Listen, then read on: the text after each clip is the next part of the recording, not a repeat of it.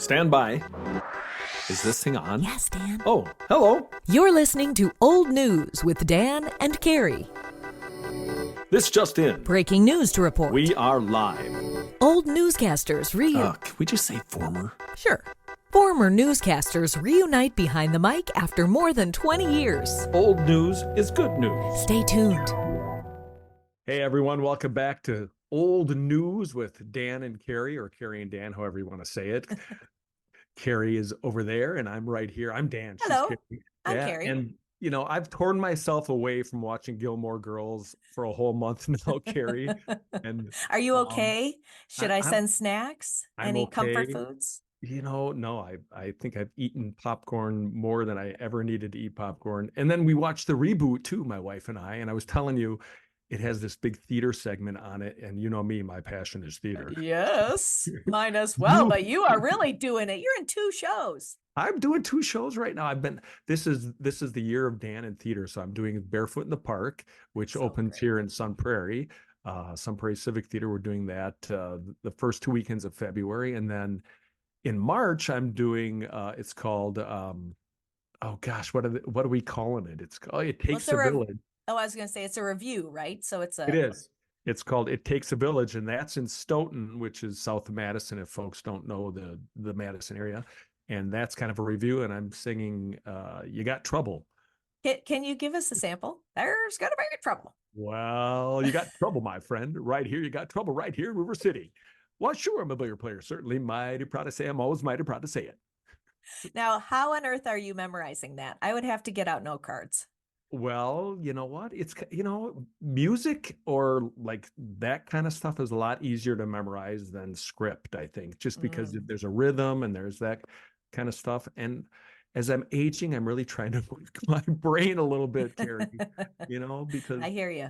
Even though it's still a lot easier to use a prompter. I wish I had a prompter all the time. I do love a good old teleprompter. I know. Well, yoga is keeping my brain young, I think, is because I do pre-choreographed programs as well as regular yoga classes. And so as a teacher, it's like, I feel like, okay, I don't have to do a crossword because I've gotten all this choreography out. So I hear you.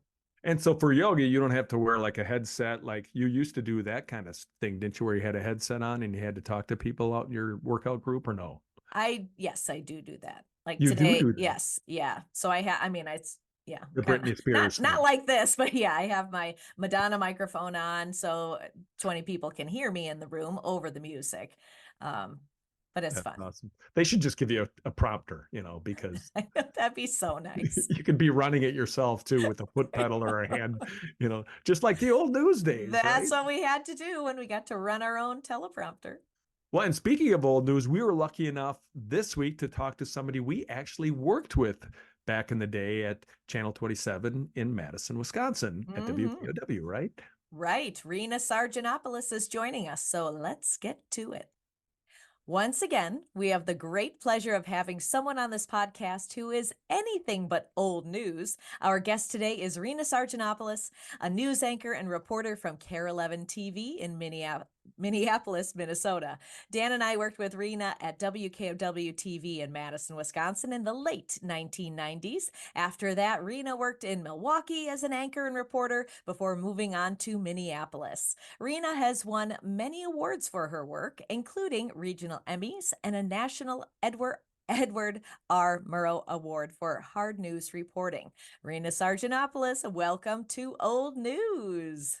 Well, hi guys. So hi. Fun to actually see you because I can see you on this Zoom call that we may post later, right? But yes. So good to see your faces and so good to hear from you guys again. And I love that you're still working together after all these years. Well, we thought it was time to dust off the microphones. Obviously, I can't talk. I just got back from my daughter's wedding. We were in Florida for a week, wedding festivities, and now I'm like, blah, blah, blah, blah. So forgive me if I can't spit out a sentence, but it's really good to see you.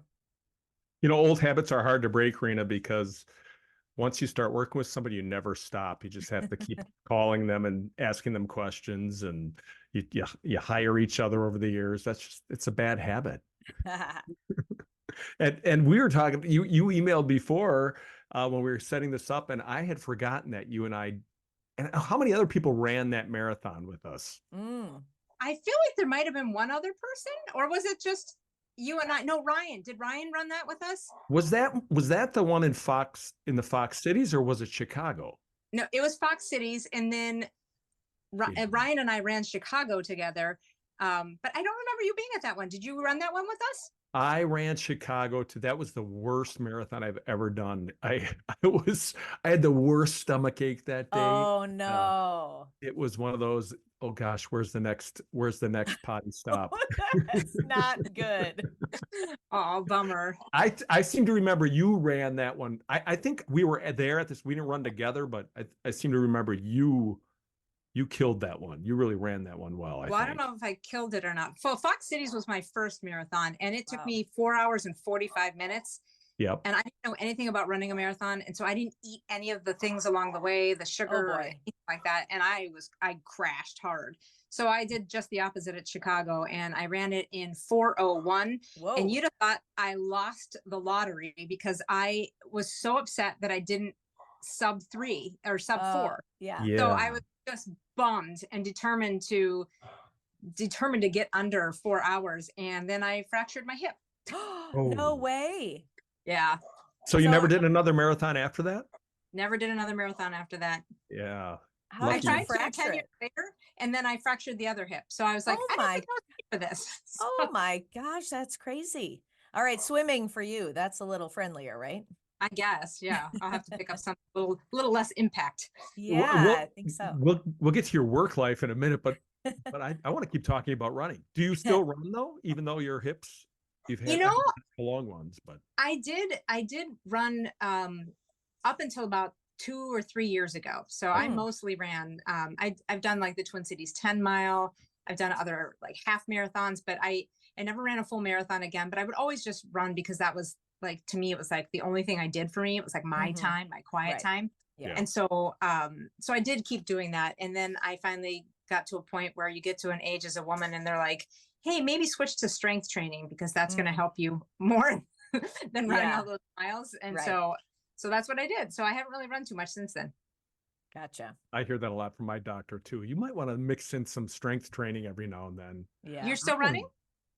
My wife and I, we still run, but not that much. And I mean, it's like 4 or 5 miles 4 times a week. So that's a lot. That's good. Yeah. But I need to do more muscle training. And then your arm disappeared because of our background. No, that was really my arm. That's it. You've got to create an arm. Yeah. Well, why don't you start her off with your first question, Carrie? Well, I want to go way back in the Wayback Machine, and we knew you in Madison. Is that where you started, or where were you prior to Madison? I will tell you that in just one second. I want to know the rules here. I have lots of questions too. Am I allowed to ask anything? Sure. There's no rules here. Okay. All right. No, I didn't start in Madison. I started in my hometown, which was Youngstown, Ohio. Mm-hmm. And I started off as a news producer, the people that are behind the scenes and they're writing the stories that the newscasters present. And so I did that for a while and I thought, this is boring.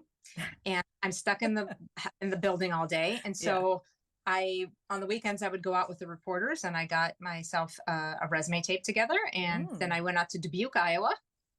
And then from Dubuque, I went to Madison before Milwaukee, before Minneapolis. Yeah, you've had quite a career. Now, where did you go to school? Youngstown State University. Uh-huh. Home of the Fighting Penguins. The Penguins, that's right, the Fighting Penguins. Yeah. Fighting Penguins. And were you a broadcast major, journalism major? No, in fact, I was I double majored in business and communications. Oh. And I was super shy, like ridiculously shy. So if I had to take any classes, I took radio.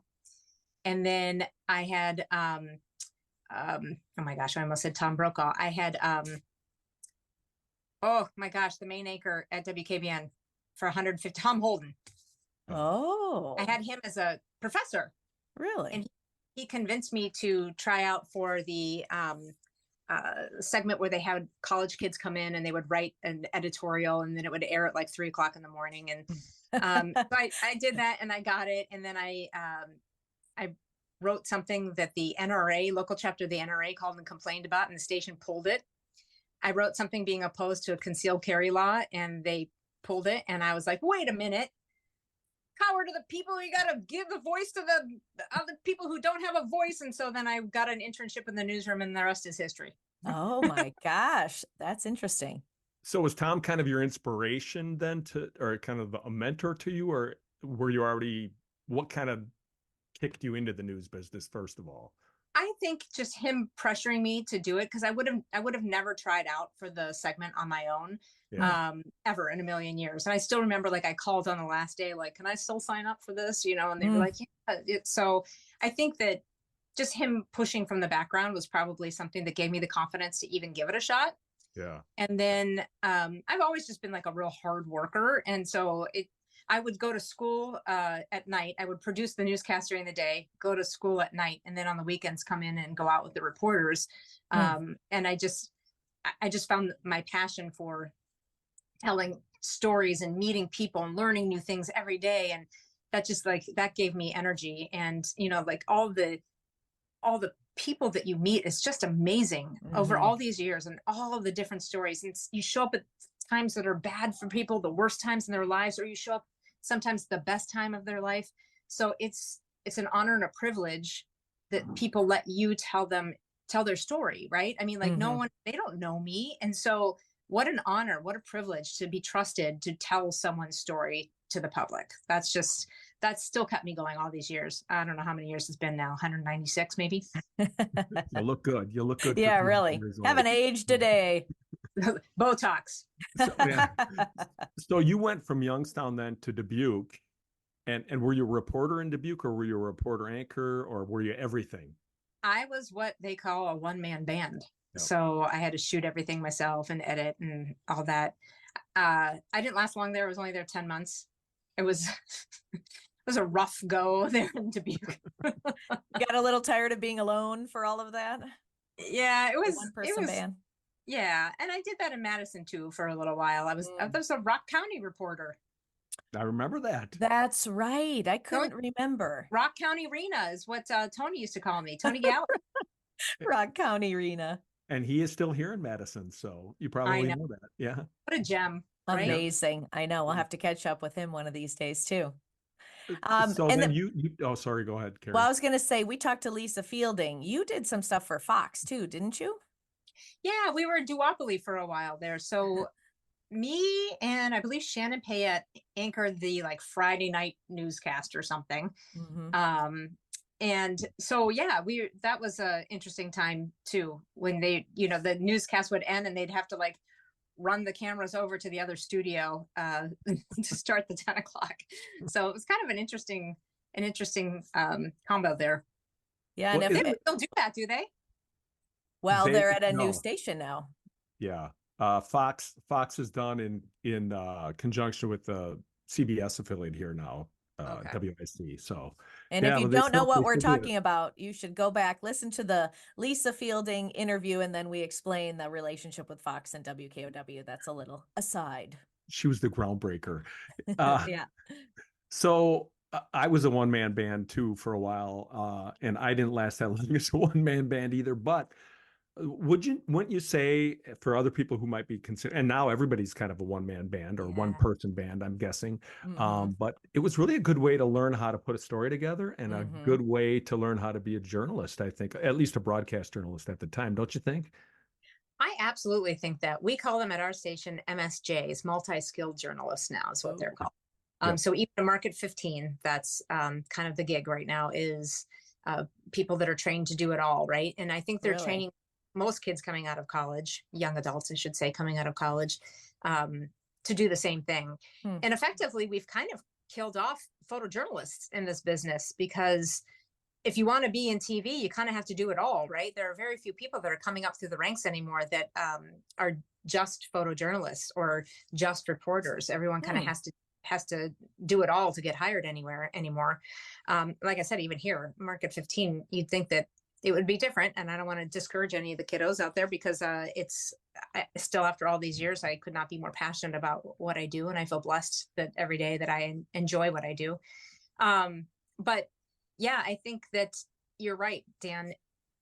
having the skill of knowing what your partner is doing as a photographer, if you move on from that, knowing what is needed and necessary, being able to communicate what you need to them because you understand what their job is, and them vice versa, being able to understand what you need or what you're going to write to. Like, you know, how often would you get back with a photographer and you wanted to write something, but they didn't shoot what you needed? So those skills of knowing what each other need in the field is truly important. And I go even one step further, because and you guys know from working in the business all these years, we have these producers that have never been out in the field, and they have no concept of what it takes to get something done.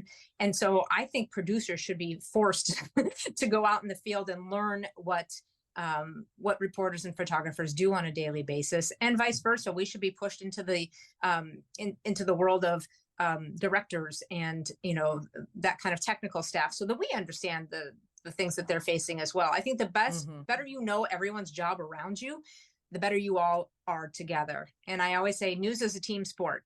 I can't just go out there and read the teleprompter and the news gets on the air, right? Someone had to edit all that video. Someone had to shoot it. Someone has to be in the control room. Someone has to make sure that there are signals going out over the air, you know, like all those things.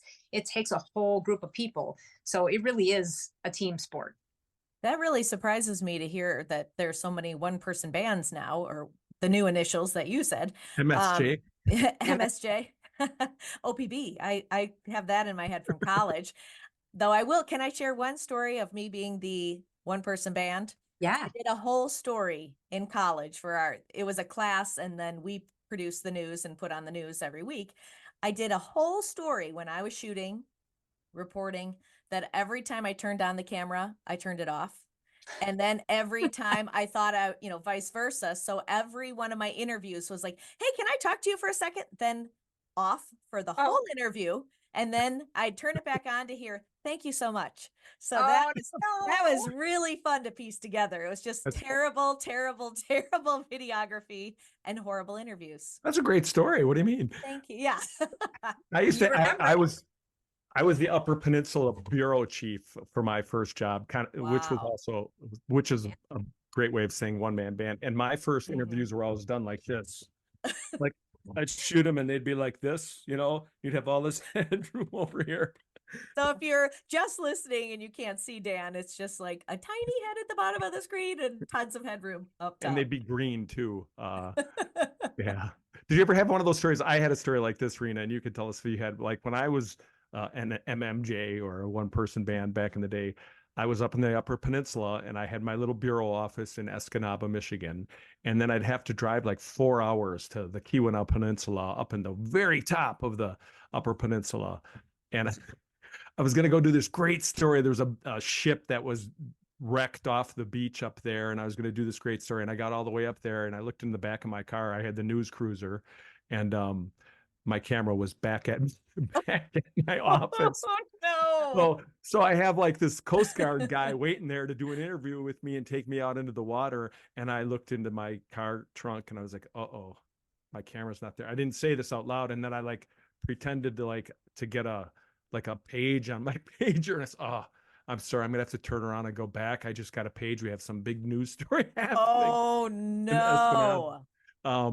I did come clean to him later because I had to go back up and do it. So I drove all the way back home and then had to reset that story back up. But that's awful. Yeah. Well, and if that happened today, we have cell phones. I mean, you could do a whole story on your cell phone. Right, exactly. Now you could just shoot it on yourself. Did you ever have something like that when you were doing it on your own? Oh my gosh, all the time. And yeah. You know, when I was in Madison, I was the Rock County Bureau, but we didn't have an actual bureau. So after morning meeting every day, I would literally get in my Subaru Forester and drive down to Rock County to whatever the story was. And this is like, time has passed, so like they can't get in trouble for it. But the things that I would do were so unsafe. I would drive down, shoot my story, but then I had to drive all the way back to edit. So I would drive with my hand on the steering wheel and the notebook there, and I would drive with the camera in the passenger seat, and I would hit play and stop, and I would write time codes down and beginning and ending while I was driving, because there's no way I would have ever made slot if I had to wait till I got all the way back to the station. So Wow. Yeah, there's a million stories like that. I remember being out covering a story, and I don't even remember where it was, but um, there was these houses along like a creek or some sort of waterway, and the water level had gone so far down that basically they just had mud in their backyards, and it was like dropping the price of their homes. And so I had to go down there and shoot it. I was by myself. And so this girl, and I'm, as a woman, you're also dressed you have to be dressed kind of nice because you also have to be on TV, but you also have to be outside shooting the story. And so I'm walking in this area in this car with two guys, and it's following me. Oh boy. So like, then I start to panic, and I'm, trying to get out of there. And so and then I lost a shoe in the mud. And then, I get in my car, and we didn't have cell phones then. So I had to like drive somewhere to go call back to the station. And the news director said, well, do you have enough to put the story together? I was like, I was fearing for my life, and you want to know if I had enough to put the story together? That person shall remain nameless. Yeah. The newscast is all that matters. Yes, exactly. Get it on the air. I think what you said though too about the teamwork, and Carrie and I have talked about this over the years. One of the best things about working in television news, and I'm sure it's probably still that way, is the team. Like, we were fortunate, Carrie and I, because we worked in the mornings, and we were kind of a self-contained news apparatus, really. Totally. People kind of left us alone for the most part. So we were lucky. We did our thing. We put the newscast on, and we had a great time doing it. And that was probably the best time, at least we've said this, the best time we ever had in the news business. Yeah, that was it was great. It was like we were a family, Yeah, and we were lucky enough every now and then you would, unfortunately for you, you'd have to come and help us out. You might fill in for one of us or something like that. So I remember a couple of those times, but that was probably killer for you because, you're working a regular shift, and then you got to get up and do a morning shift. And didn't you do a morning shift up in Minneapolis too for a while? Yeah, when I came here, I was on mornings for about 3 years. And this is not a lie, and I don't know what happened to me. Maybe it's childhood trauma. I have so little memory of anything in my life, so I don't even remember like coming into the morning show. Like, I don't remember that. But here, that shift's hard. I don't know how long you guys did it. How long did you do that for? Well, 5 years? 4, 5 or 6. Or I was gonna say 4. When did we start the morning show? 96? Yeah, 96. 96 or 97, and then I left in 2001. Yeah. And I must have left shortly after you then, Carrie, because I left early 2002. And that's when you went straight to Milwaukee from there. And did you report and anchor in Milwaukee? Yeah. So I was a weekend anchor there, and then and nightside reporter. So most of my career was nightside. When I got to KARE, I did overnights. And then shortly after I got there, the female weekend anchor left. So they put me on half mornings, half weekend nights. Oh, that's a fun schedule. Yeah. So after Sunday night football, you'd get off at, 11:30. And then, I'd have to be back in on Wednesday at 2 a.m. So it's like you barely even got 48 hours off, so it's, that was rough too. That's the thing about news. It's like, and I don't know if people are willing to do that anymore. Do you think that people are willing to work nights, weekends, overnights, holidays? I mean, like, I feel like it's changed.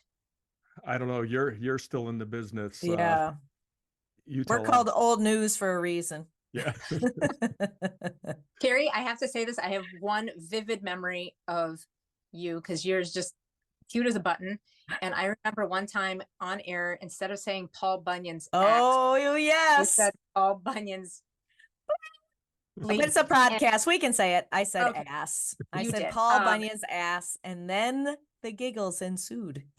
Oh gosh. And again, I don't remember much of anything, but I just remember because you were like pure as snow. Like, that's how I felt about you. I was just like, you're just the cutest, sweetest thing. And like the embarrassment in your face, just like something I will never forget. It was very, very cute. You know what was amazing about that whole thing? Well, actually, I was proud of Dan and me for keeping it together because we did tend to get the church giggles sometimes, when you just should not be laughing. And then we'd be like, and sleep deprivation. Oh, yeah, big time. So then it's like we couldn't get started or we wouldn't be able to stop. But we kind of had a few sounds come out when I said that. I did correct it and somehow we moved on. but we got all these emails about it, but they were so nice. And they said, "Oh my gosh, you just made my day. That was so funny. And thank you for handling that like such a class act." I mean, like countless emails. I still have a bunch of them. And so I thought it's really nice that the audience received my error and, it's giving me a little grace. Yeah, that's, most people are pretty kind about that sort of thing.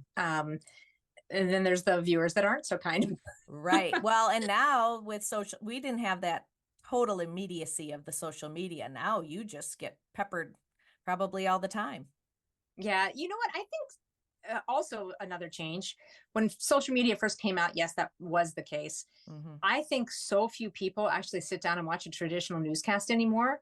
Back when we were in Madison, and I know you guys are still there, but back when we were working at WKBN at WKOW, too many call letters in my life. Yeah, really.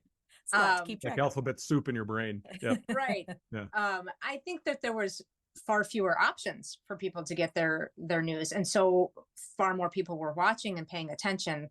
The audience is so scattered and split these days that I don't think as many people, care or notice those sorts of things anymore. I get far fewer emails about my clothes these days, or tweets or texts. So people don't that's care. my litmus test. Yeah, really. So now you're pushing a lot out on different platforms, obviously. And are you part of doing that, or are you still just kind of doing, anchoring a traditional newscast and then reporting, or how does it work for you now?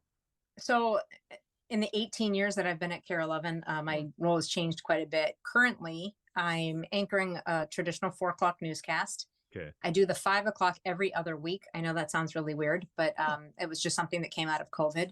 And then I work on our special projects unit. So basically, I'm doing bigger pieces for the 10 o'clock for book, for, or even out of book. There's longer form stories that run in our 10 o'clock newscast. So that's kind of where I am right now. I'm one of the, when you get old, you cross over to the other side. Like I remember somebody had to go out and shoot a story with somebody. He was like, "I didn't know you went out and shot stories." I was like, "What? How new are you?" Yes, this is what I've been doing my whole life, but thanks. Oh my gosh.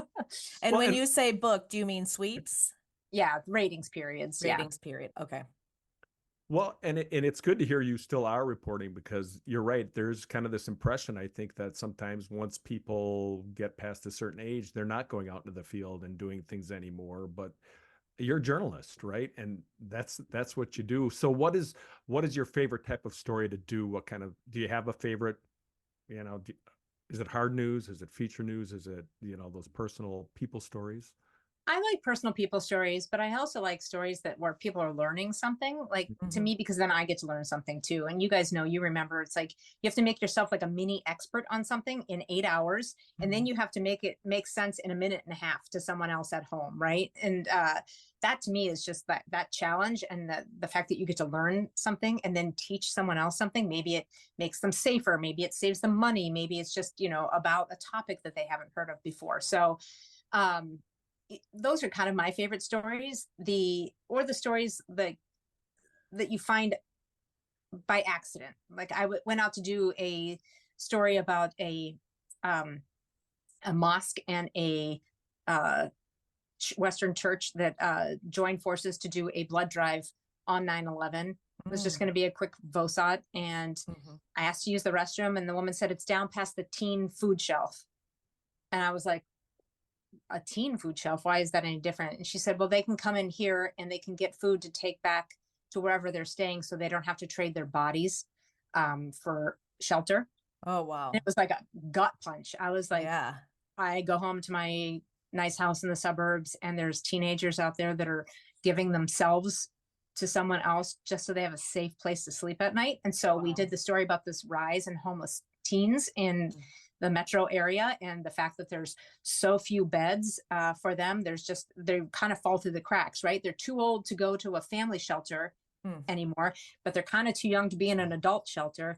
A lot of them ride the bus all night long. They, sleep in parks. They bed hop from, friend to friend to friend until their family kicks them out, and then the reasons behind why some of those kids become homeless is, it's just always like shocking to me. And so those kinds of things, when you find something out and you feel like you're uncovering something that may be able to help change the situation, I love those kinds of things. And like recently I did a story about menopause, right? Because I'm like, why does no one talk about this? Like, we talk about babies, we talk about periods, we talk about all the stuff that women go through, except when you get to a certain age, we're like, yeah, shh, we're not going to tell you about this. Right. My wife talks about menopause all the time. So I like stuff like that, where I feel like you can teach somebody something or break a barrier. Like, no, it's okay for us to talk about this. We're going to talk about this. I like those sorts of things. Well, you were in Minneapolis during so many difficult years, COVID, George Floyd, the riots that followed. What was that like?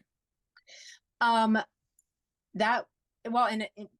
a lot of COVID was during that time too. So you had the double scares, right? Where you're afraid to be around people, but also you're covering riots. The city was burning. Like, I remember going in to do the Saturday morning show one day, and they took a live shot of the city, and there was just plumes of smoke in different places. And it was just like, what is happening? Felt like things that you don't see in the United States, right? You're like, wow, like our city is burning. That was a tough time, and the tensions were really high. And I remember feeling guilty because a lot of that I was in the building at the news anchor desk, because we were taking 12-hour shifts, and then, you'd do 12 on, 12 off, and then, just trading out. So the reporters were out in the field, and they were getting tear gassed. And, one of our photographers got punched in the face. Like, it was dangerous for them. And I felt guilty about that. And this city, I just still don't think has bounced back. I really don't. It's unfortunate, but we also had the bridge collapse all those years ago too. There's been lots of big news out of the Twin Cities. Yeah. I have heard that too from some folks I know who live up in the Minneapolis, St. Paul area, that, and again, it's a wonderful area. I've always loved to go up there. It's, it's great culture. But it seems like it's still trying to bounce back, and keeping our fingers crossed, I guess. And you live there, so Absolutely. Yeah. And there are bright spots, but I would argue that it's still trying to rise. Still trying to rise. Well, any thoughts on what that will take? What will it take to get back? That's a really good question. And we also, it's not a very diverse place here. And I think maybe unwelcoming to people of color. And I've heard that from my coworkers who are of color, that it's a hard place. And I found it myself as a white woman. It's hard to get to know people in this community. And I think it's just going to take a shift in, maybe it's a younger generation coming up and being more accepting and doing right by other humans, regardless of the color of their skin. I think it's going to take people who deeply care about the city to stay and, dig their heels in and do what's right. Detroit had the same issue too many years ago, where it took people who really, really cared about the health of that city to bring it back to life. And I think that, we're going to have that here too. We're going to need people who are passionate about it to really dig in. And things are cyclical too, right? Like, I remember when I came here, certain parts of the community were, this part's the favorite part right now, or it's the darling of the Twin Cities right now, and since I've been here, the downtown area has gone in and out of favor. People feel safe or don't feel safe. And I think some of that just changes with time anyway, right? People move into the city and then they move out to the suburbs. Then they move into the city and then they move out to the suburbs. So I think a lot of that too is just time will heal. Let's hope so. Yeah. I've got something. We always we have this thing that I started, right, Carrie? Yes, you did. It's called, I call it first, worst, and thirst. So we've already talked about your first job in the news business. And it could be, you could give us a worst. It doesn't have to be your worst job, but it could be maybe one of the worst stories you remember ever doing, or maybe the worst job you had when you were a kid. I don't care. And then something you might still thirst for, something you still want to do in your life or in your career. Think about that for a second. Do you have a worst that pops to your head right away? I have a couple of worsts. Yeah. Dubuque was a worst for me. That was really hard. But it was, I learned a lot from it too. So I shouldn't say, I don't discount the experience. I wouldn't go back and change it, but it was very hard. The bridge collapse and George Floyd would probably be two other ones that the bridge collapse just went on forever. It was like every day for like 2 years. There was like never a day where there wasn't a story about the bridge collapse. And not to take away from the tragedy, but some of what I enjoy about what we do is every day is different. Every day is new, every day is exciting. And it became not new and not exciting. And I was like, I don't know if I could do another story about it. And then obviously just George Floyd, because it was during COVID, all the racial tensions in our community, the fact that everything was felt so unsettled. So that was a tough time too. I have a worst newscast. Actually, I have two worst newscasts. One of them happened at KOW. Do you remember when we got new equipment and we went on air and the sound wasn't working? So we started over the newscast again. Same thing, got about 4 or 5 stories in, no sound. Started over a third time, still not working. And then they put a crawl at the bottom that says, please standy by. We are experiencing technical difficulties. Oh, no. I had people from the other stations calling me up in the newsroom, like, can we take you out for a drink? That was painful. And then I had a newscast here in the Twin Cities where none of the video was attached. And so we went on the air and the teleprompter wasn't working. I had paper scripts and the producer's telling me to go to like A16 and I'm standing and I'm trying to thumb through papers and I was flop sweating. And what I should have done is say, we'll be right back. But I didn't. I had to walk on and I still have nightmares about that night. I was going to say that is the stuff nightmares are made of. And I still have nightmares about we're going on air. I have nothing. I can't get to the room. I mean, I haven't been out of the business in that respect. I mean, I do something much more calm now here in Pittsburgh, but that's like we pre-tape, we can start over. There's no stress. And it's like, I still have nightmares about that. You just described our entire morning show, Rena. Yeah, right. Yeah, really. Oh, I know. Carrie, you mentioned you're in Pittsburgh? Yes, I'm in Pittsburgh. Every time I drive and I see Youngstown, I think of you. I was like, I always go, hi, Rena. Oh, so how did you end up there? So my husband, 10 years ago, he moved it was the same company, but he moved from working in the district to going to the corporate office. So we picked up from Illinois where we were 12 years and then we moved to Pittsburgh. That's awesome. Yeah, we love it. It's a great city. Another city that has also managed to turn itself around. Its image, it's actually like a destination now. I think, maybe people don't know that or think that, but I think they've done a fantastic job of. It's fabulous. And I mean, it used to be the rivers were so polluted and, really back in the day, I'm a hospice volunteer and the fella that I visit tells incredible stories of, going outside and your clothes are just black from the smog, all the pollution. It'd be pitch black at noon and you'd have to change your shirt because it was such a mess. But now it's beautiful. But the jail is actually built on the river because waterfront was such a, thumbs down. It was so dirty that the jail is built right on the water. So it's like they've got the best view in the whole area. Oh, isn't that fun? Isn't the football stadium still on the river too? Oh yeah.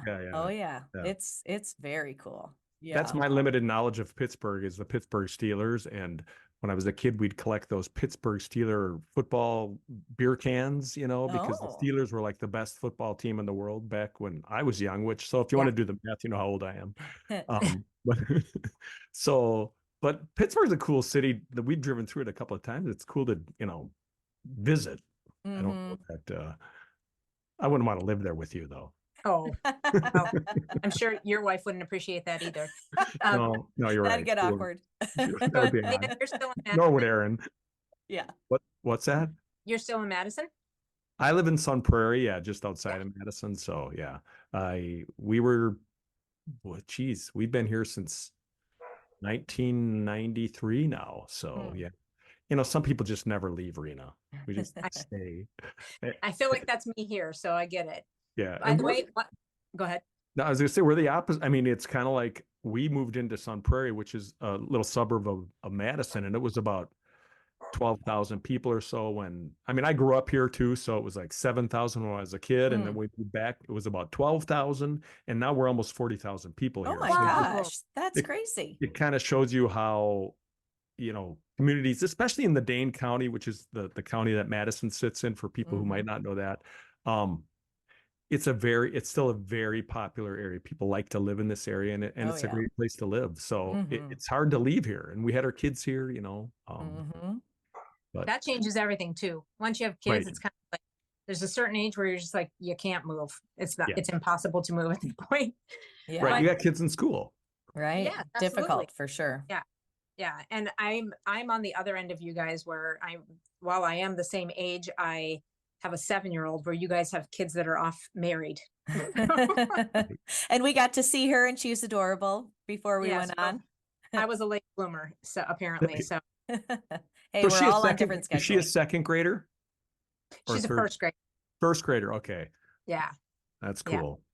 Yeah. I always say I squeaked her in under the deadline. Good job. Yes. Well worth it. Yes, absolutely. So Absolutely. do you still have something in your career that, or your life, that you really want to do that you haven't done yet, Rena? Ironically, I'm clearly not a sports reporter, but I have been able to, I was able to travel to London to cover the Vikings playing there. I've had the opportunity to go to 2 Super Bowls. I had the chance to interview Reggie White when I lived in Madison. Some of those are some of my favorite stories. I traveled to Atlanta to interview Fran Tarkington for he's old Vikings quarterback, went to 3 Super Bowls, lost all 3 of those Super Bowls. They have lost all 4 Super Bowls they've been to. And he was also on That's Incredible when he was a young man. Really? I loved that show.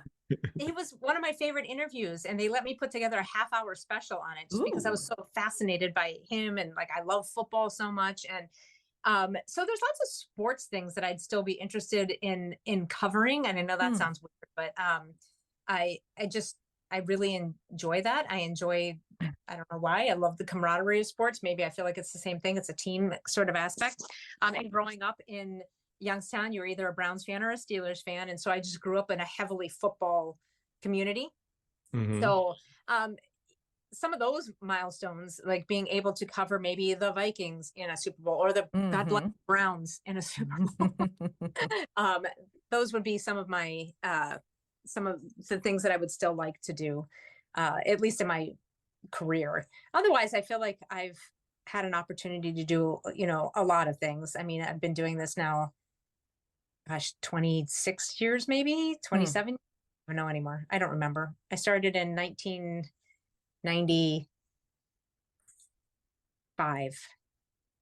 95. I don't do math. That's when I started as well. 30. Yeah. Journalists don't do really long enough that you can do math. Would you walk us through a day in the life of Rena?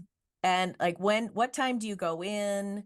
What does your day look like? Is there a big news meeting that you're part of, or how does it all work? I don't normally go to the editorial meetings anymore, just because I don't do daily news. So tomorrow morning I'll go in. I've got 2 interviews set up for a story that I'm doing about artificial intelligence and its impact on the art world. So because that is affecting everything right now. And so those 2 things will be earlier in the day. And then I come back and I have to get ready to anchor the 4 and the 5 o'clock newscast. Sometimes I do a radio show. Usually on Wednesdays, I do one of the radio shows in town. I go on for a segment. So that'll happen tomorrow too. That's about it though. And then when the newscast is done, I get to go home. And then some days, the next day I'll be logging and writing that story, that I shot, or at least trying to get it done, or see if I need any more interviews, or what kind of B-roll do we still need for it. And then working with the producer of the unit to figure out how to make that happen, because there's so many of us that need to get stuff done. It sounds like you're in a sweet spot right now of doing stories that can be more developed. It's not so frantic of the daily news, and then you're still anchoring. Sounds pretty awesome. Yeah, and I don't take that for granted. Mhm. I remember exactly what it was like to be out there shooting my own video, and so I constantly advocate for our MSJs because Mm. I just think about how much more work they're doing and how much less they likely get paid, Mm. and I don't take that situation for granted. And I hope that those people know that at some point the corner will turn and they will Yeah. they'll be the old seasoned veteran, Yeah. telling the new ones coming in, like, don't worry, this won't be forever. Right.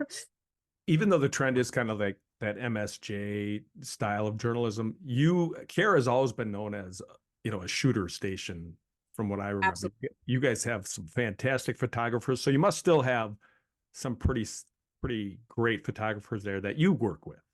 Oh my gosh, we have honestly some of the best photographers in the world. Hmm. They they're incredible here, and the storytelling is very important to this station. I don't know if you've ever heard of Boyd Hooper, but Yes. Yes. so Boyd is truly my mentor. Boyd's the reason I'm still doing this for a living. He, both personally and professionally, he has, I say, saved me, because I wouldn't be here today if it weren't for him in a lot of ways. Doing what I'm doing, so passionate about it, and he now is teaching the next generation of journalists through our company. We have a program where he still gets to do his Land of 10,000 Stories, but he's also teaching the next generation of journalists how to be journalists. And that to me is so important, because this is a career that I care very deeply about. And I feel like in some ways we're losing it, right? Just with all the fractured ways that people are getting their news, the silos that they're getting their news in. And so to me, it's more important than ever that we raise a group of young adults that are as passionate about what we do for a living. Here, here. I agree that's with you beautiful. 100%. And we need people to still want to be journalists. Yes. Oh yeah. So Despite important. all of the noise and the distraction and the false stories that go on about journalists, there's still people out there doing some really damn good work. Mhm. So it's good to hear you say that. And I want to tell you, Boyd, what you talked about, being an intern. My first job in TV news was as a weekend assignment editor in Milwaukee at WITI, where you worked. Ah. And Boyd was a reporter. He was the weekend reporter there, and I would loved to go out with Boyd, because I did like what you did. I'd do my job, and then on the weekend I'd come in and shadow people. He was the best, Yes. best.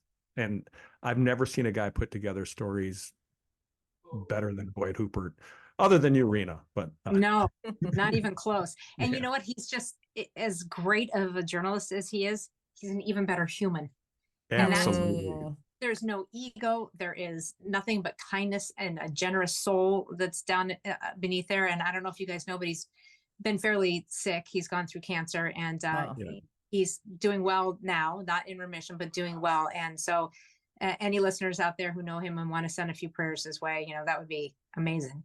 Good. I was glad to hear you say he's still mentoring people and things like that, because I knew he had been sick. So it's good to hear. Yeah. Awesome. Well, Rena, anything else you want to yell out there at folks before we leave? I mean, I agree. It's good to have people like you out there inspiring future journalists too, Well, enough about me. I didn't get a chance to do my homework. So Dan, tell me what you're doing right now. What is life like in Sun Prairie? He's in theater. He loves the theater. Right. He's in 2 shows. Theater is my passion, really. It is. He's got 2 shows happening right now. Yeah, I do theater for fun. My job now is I sell real estate, Rena. But I also always wanted to do that.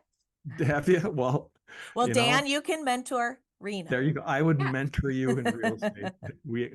There's about 5 million of us out here, so but honestly, my passion is I still love, I still follow journalism. I do love to do theater, and I still do some voiceover work. I do some talent work once in a while too. And I had a production company for about 16 years. With all people Rena. Yeah, with Greg Sheevy and Sandy Kowal, who are old WKOWers. And so we did a lot of great stuff. We did some documentaries over the years. So I still love that idea too of putting together visual stories. So thanks for That's asking. yes, of course. And I'm a grandpa too. So Yay! I Get am a out of grandpa. town. What? How many? Yep. Just one? Well, soon to be two. Our second son and his wife have our granddaughter Opal. She's almost two, and then they'll be having their second at the end of February. So, and it's going to be another girl. So we're What a pretty. joy. Yeah, it That's so is. exciting. By the way, Boyd also just became a grandfather, and like Oh, watching him, like just yesterday we were talking and he was showing me like pictures of her like opening her presents and like video, it's just like I heard it's next level. I don't know when you become a grandparent and how those feelings just like are even bigger than you could possibly imagine. Is that true? it is. It's crazy. Mhm. You hear your parents tell you that, you hear other people tell you that, but it's just, it's different. And it's like, you're just so much more free as a grandparent than you are as a parent, because as a parent, you're always worried about making sure they're doing the right thing. But as a grandparent, your job is to make sure they don't do the right thing. So, Spoil them rotten. right. Exactly. Yeah. And Carrie, how long has the old news podcast been going?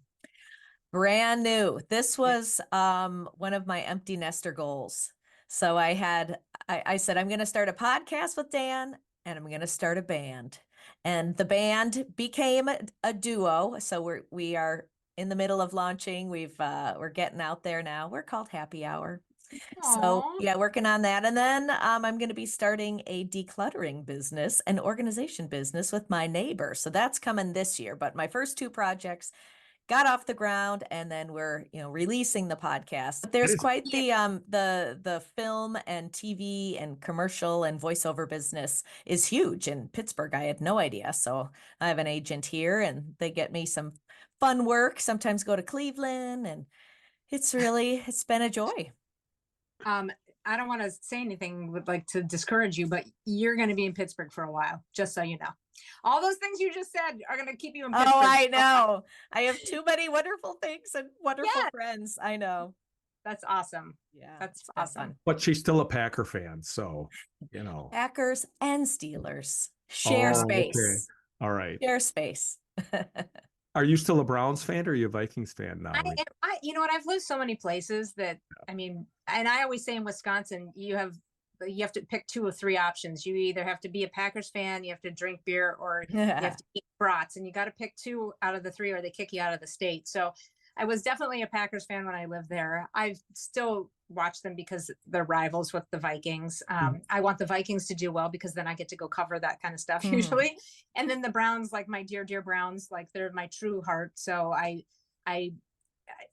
would love to see them accomplish anything.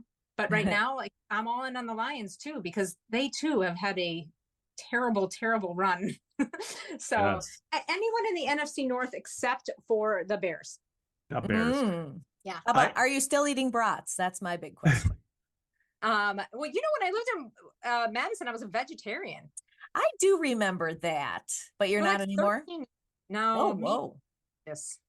Right. I saved enough cows in my 13 years of being a vegetarian. Yeah. Thank you for leaving some for us. Right. Yeah. That was great. Yes. And I have to tell you, because you told this story before about interviewing Fran Tarkenton. I am a huge Packers fan, but when I was a kid, I was a huge Vikings fan because the Vikings were great. They went to 3 Super Bowls and the Packers stunk, and I liked purple as a kid. And Fran Tarkenton was my hero, so I envy you. Like between Fran Tarkenton and Chuck Foreman and John Gilliam and Ron Yeri and all those great old Vikings, boy, that's pretty cool. So you always one up on us, Rena. No. Hey, you asked me questions. I just answered. I know. And it was awesome hearing from you and seeing your beautiful face. And what a joy to catch up with you. Thank you for giving your time to us tonight. Well, I'm just thrilled that you even remembered who I was. And about 3/4 of the way through this, I realized I probably had my camera turned the wrong way. So I hope that doesn't mess you up. That's the way the kids are all doing it now. That's right. how they're going to watch it in their phones. So okay. All good. As long as we can see you, that's all we need. I'm just so excited to hear from you guys, and you both look amazing. And have such fond memories, what I do remember of you guys. So just an honor and a thrill to talk to you guys tonight. Oh, thank you so much. We really appreciate it. Thanks, Rena. Keep it up.